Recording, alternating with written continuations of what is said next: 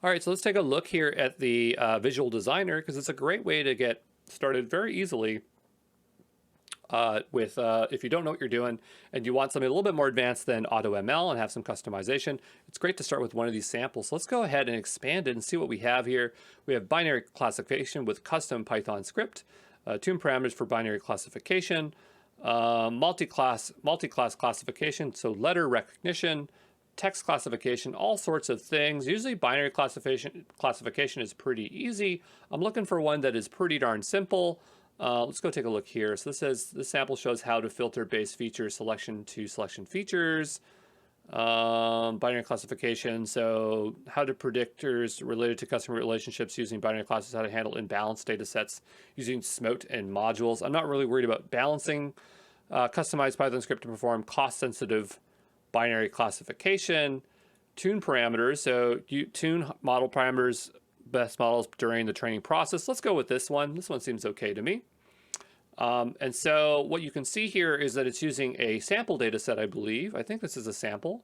And if you wanted to see all of them, you could literally drag them out here and do things with them. I haven't actually built one end-to-end yet for this. Again, I don't think it's like super important for this level of exam, but this just shows you that there's a pre-built one. If you start to get the handle of ML, you know the full pipeline, this isn't too confusing. So at the beginning here, we have our classification data. And then what it's going to do is say select columns in the data set. So it says exclude column names, work class, occupation, native country. So it's doing some pre-processing there, excluding that data. It might be interesting to go look at that data set. So if we go over to our datasets tab, it should show up here, I believe. Maybe because we haven't committed or submitted this, we can't see that data set yet, but we'll look at it for a moment. Then we want to clean our data. So here it's saying clean all the columns. So custom substitution value. See if we can see what it's substituting out. It's not saying what, so clean missing data. So I'm not sure what it's cleaning out there, but because that would suggest that it's using some kind of custom script. I'm not sure where it is, but that's okay. We have split data. Pretty common to split your data, so you would have a training and test data set. It's usually really good to randomize it, so you want to randomize it, then split it. And that's just so you get better results. Then it has model hyperparameter tuning. So the idea is that it's going to use ML to figure out the best parameters for tuning. Over here, we have the two-class decision tree where it's going to do some work there. It's going to score our model, and then it's going to evaluate our model and see if it's successful. So this is all set up to go. So all we got to do is go to the top here. There's a setting wheel here, and we need to choose some type of compute. So I'm going to go here, and we have this one here, but I'm going to go create, it's for my, my diabetes one, but I'm going to go ahead and make a new one. And we're going to say, we recommend using a predefined configuration to quickly set up compute training. This one looks okay. I don't know if it needs 2 nodes, but I guess we can do this one. So let's just say binary, let's just say binary pipeline. Okay. Say save. Hopefully it's making a good suggestion, and we'll have to wait for that to spin up. It's going to take a little bit of time, okay? So I'll see you back here in a moment. All right, so I got a little message saying that that is ready. So what we can do, I think it was here, my notebook instance. No, that's not it. But I definitely saw a pop-up on my screen. You might have saw it too. You'd have to be paying close attention for that. But if you go over, it says that it's ready to go. So what I'm going to do is make my way back over here. We're going to select our compute. There is our binary pipeline. I'm going to select that. And there are some other options. We're not going to fiddle around with that. We're going to go ahead and hit submit. So we need a new experiment. So I'm going to just say binary pipeline. We'll hit submit.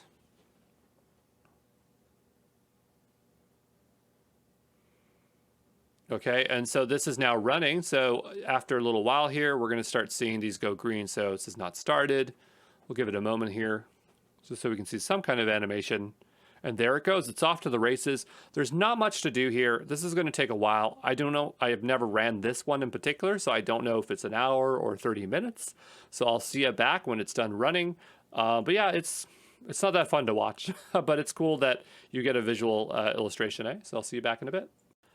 I just wanted to peek in here and take a look at how it's progressing here. And you can see it's still going and it's just cleaning the data. It's still not done.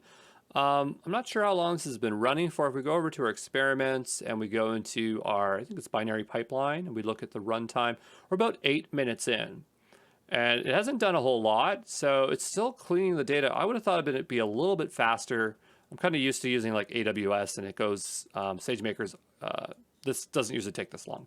But I mean, it's nice that it's going here, but yeah, so we're almost out of the pre-processing phase. We'll be on to the model tuning, okay? All right, so after waiting a little while, it looks like our pipeline is done. So if we make our way over to experiments and you go to binary pipeline, we can see that it took 14 minutes and 22 seconds. We can go here and just see some additional information. There's nothing really else to see. We saw all the steps already ran, so you can see them all here. Okay, and so let's say we wanted to, there's nothing under metrics, but enable metrics, log data points, compare these across runs. We only did a single run, so there's nothing to compare. So let's say we're happy with this and we want to deploy this model. Well, what I'm going to do is go back to the designer, click back here, and so now in the top right corner, we can create our inference pipeline. So I can't remember if submit's going to run it. I don't want to run it again. I just want to go ahead and create ourselves a real-time or batch pipeline. Let's say real-time pipeline here. And what this will do is it'll actually create a completely different pipeline. So here's a completely new one, but it's specifically designed to do deployment, okay? So this is now, one was for training the model, and this one is actually for taking in data and doing inference, okay? So what we can do is we can go ahead and just submit this. And so we'll put this under our binary pipeline here. We'll go ahead and hit submit. And I believe that we need a different kind of compute here. I'm surprised that it's even running. No, I guess it has a compute there. So it's going to run, and once it finishes running, then I believe that we can go ahead and deploy it, okay? So let's just wait for that to finish, all right?